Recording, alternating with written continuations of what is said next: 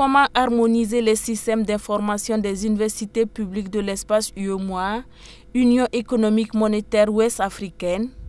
Une étude visant à faire l'état des lieux des systèmes d'information des universités publiques dans l'espace a été menée.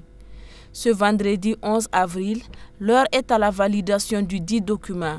L'état de lieu montre que finalement, il était nécessaire d'arriver à organiser ce travail parce que chaque université a construit son système d'information et cette construction s'est faite de manière artisanale, c'est-à-dire que sans une véritable vision.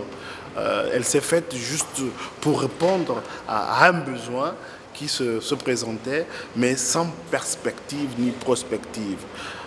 Toute chose qui ne peut pas permettre, bien évidemment, une interopérationnalité.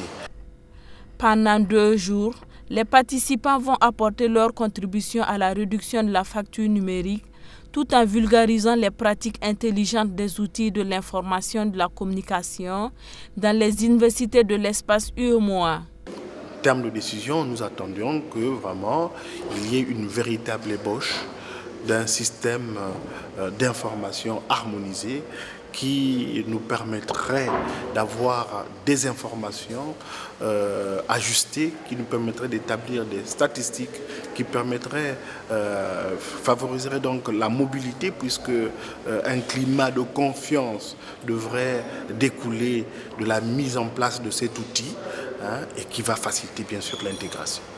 L'étude entre dans le cadre d'une convention signée entre le CAMES, Conseil africain et malgache pour l'enseignement supérieur, et le bureau de l'UNESCO Dakar sous le projet PAC 10.